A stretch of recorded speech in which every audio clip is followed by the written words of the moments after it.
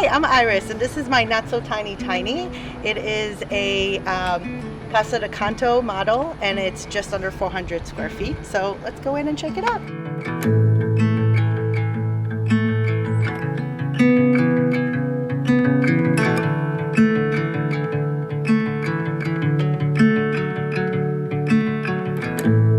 All right, so welcome to my living room, library, dining room, and kind of kitchen and entryway. This is like my everything room. And this is actually the reason why I wanted this model, because it doesn't feel like you're living in a tiny. It's very open. I have tons of room for my books and for my art, and most importantly for my fireplace. I had to make sure that this fireplace would fit here before I committed to tiny living, because it took forever to put together and I'm not willing to let it go. So besides tons of books, which my dad built this amazing shelf for me to be able to fit all my books and all the bookshelves that I have, I'm also a huge fan of music. So I have my little record player and my records in the corner. And in general, it was very important for me to have like full-size furniture. I love entertaining. I love having friends in my space. I love my little wingback chairs. This is like my little reading nook over here next to the fireplace. This amazing sofa opens up into a bed, so I could comfortably sleep 6 people in this house, which is very exciting. And my art, which was also another reason that I wanted to make sure I had enough wall space for the art. So it's really important for me to have my art around, because it was sitting in storage when I was a digital nomad. So it's amazing to be able to enjoy it again. So this is my absolute favorite piece of furniture. It's actually a pier that is part of a much larger Murphy bed set that I was able to find and just get this custom piece. It is 500 things in one. It is my pantry. It is my dining room table. It is my wine cellar. It is my rock collection holder and some more book and art storage. So this piece was absolutely an amazing find. It makes this place a lot more usable. You need to have ingenuity and creative little things in small spaces. So I usually keep it open since this living room is big enough. I mean, unlike a typical tiny home that's only like 8 feet wide, I have a really nice width in here, so I could keep it open and still walk around it. I have these amazing folding chairs, just store away and come out, and they're super comfortable. So if I get bored from my office, I come out here and work over here and look out at Tiny Town.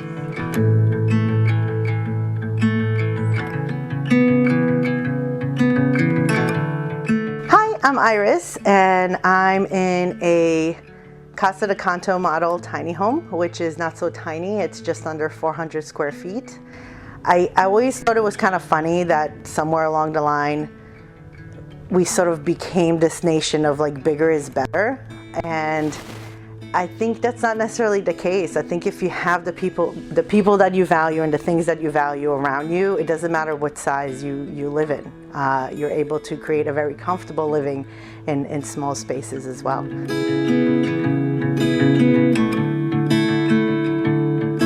So welcome to my kitchen. This might be considered a small kitchen for most people, even by tiny home standards. I know many tiny homes have a relatively large kitchen.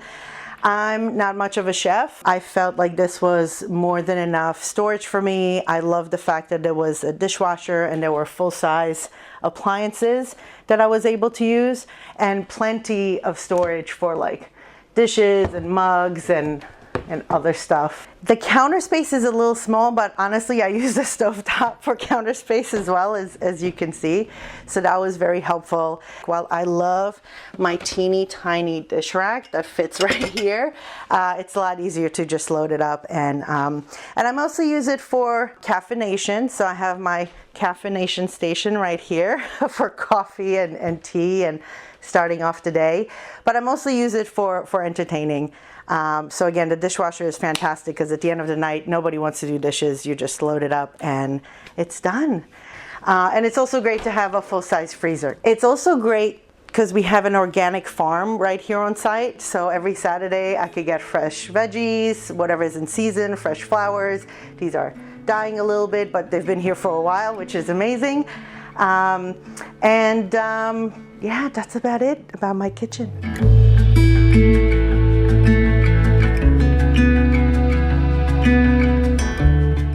It's kind of funny because I never thought I would live in a tiny home. I was absolutely obsessed with tiny homes. So when like the movement really started and all the HGTV shows were on like in 2014, 2015, like I used to watch them all the time. And I think I accidentally manifested living in a tiny home. So always in the back of my head think like, yeah, this would never align with my lifestyle. And then in 2018, I went full-time digital nomad, and it made me realize just how little I needed to feel at home wherever I went, whether it was an Airbnb or a different type of apartment. As soon as I put those things down, it felt like home.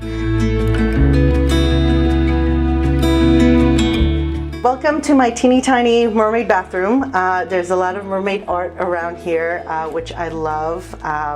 While I'm living landlocked now, I've always lived near an ocean, so it's a nice little reminder to have. And it's, you know, perfect for what you need it for, considering how little time we actually spend in the bathroom. So it has a great little compact sink, tons of storage underneath, a huge medicine cabinet that like fits everything in it. I mean, I still have tons of room in there. And the shower is fantastic because it's huge, plenty of room to have a bougie little spa seat in it and eucalyptus, and just to make it feel more spa-like and more roomy than it actually is.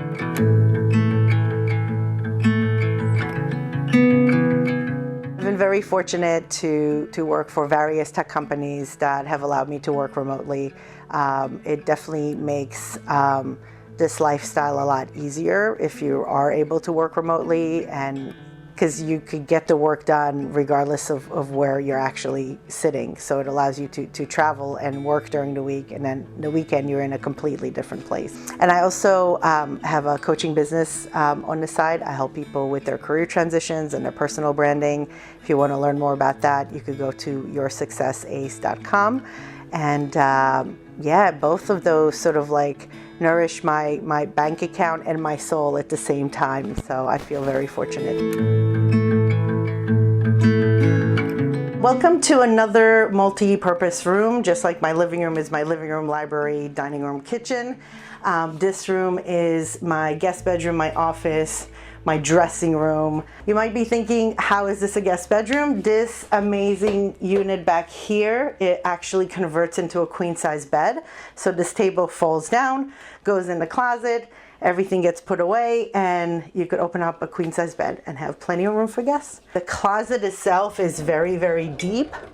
So I have a little dresser on wheels that could wheel back, and the filing cabinet can go in here. Has plenty of room, which is really, really rare in a tiny home. But again, this is sort of like a larger tiny home, so it makes it possible to have all these extra storage spaces. So I've been working remotely for over a decade, and it's really important for me wherever I am, whether I was a digital nomad or now in the tiny home, to have a dedicated space for working.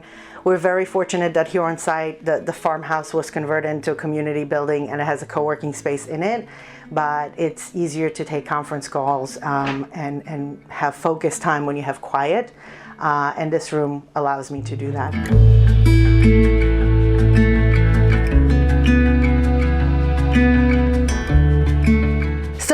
This is the loft. Some of the folks in the neighborhood use their lofts for storage. I decided to use it as the primary bedroom because it's huge. King size bed was a must, so it actually fit up here. I don't know how the movers got it up here, but they did. And it's a really great open space for a loft. Like I could sit up, no problem. I have a little chair in the corner that I could sit in without hitting my head. It's a great place to just disconnect. It's like a little like cocoon sanctuary, which makes it a lot easier to have healthy sleeping habits, because it's like literally like coming into the slumber zone, going up the stairs and boom, you're in the bedroom and it's time to shut the day away, which this place definitely helps me do. And having the mini split up here is fantastic because heat rises, and it's almost like a fan and an AC at the same time because it's right by the bed, which is Very helpful in Texas. Besides the shoe storage that I have downstairs, for shoes that I don't use as often, I just dump that there for now. Eventually, I do plan to build some sort of either dresser or some sort of unit against that wall, since there's so much space up here to put them away. I prefer to have clean lines, and if my boots weren't so damn cute, I would definitely want to put them away. But it's very convenient to have all the floor space up here for additional storage when necessary. So if this was a foundation built home, I would definitely want the ceiling to be a little higher, and that's why I'm thinking of converting the stairs into the retractable stairs, so there could be a landing there where I could stand a little bit taller for a little bit. But quite honestly, since this is literally a bedroom and it's used for sleeping, it's not a big deal, because I could get through here, plop down on the bed, and not hit my head. I did a check, like if you wake up from a nightmare in the middle of the night, any place on the bed, you won't hit your head on the ceiling, which is a must. And here with the window and just the height on this side, it makes it feel a lot more open.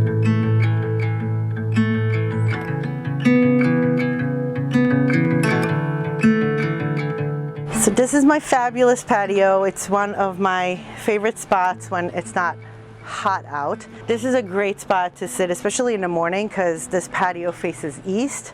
So the sunrise is right over there, and it's just great to come out here, be able to enjoy the sunrise over a cup of coffee, and start the day in a little bit of a slower pace, you know, saying hello to neighbors that are doing their morning walk. And again, a great entertaining space. There's plenty of room for people to sit around. Creates an additional like living room area, except it's outdoors, which usually there's a really nice breeze. Not so much today, but usually it's really nice out here.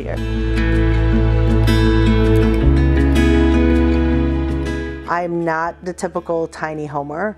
I'm not a millennial. I'm not a retiree. I'm not doing it for financial reasons. I'm not doing it, I hate to say that I'm not doing it for sustainability, because I do think it's important to live a sustainable lifestyle and care about the environment. But the smaller footprint allows me to have a bigger life and travel and splurge on other things.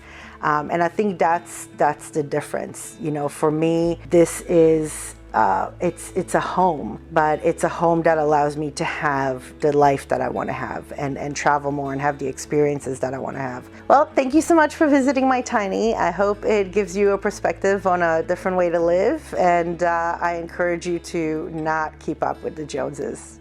Ciao.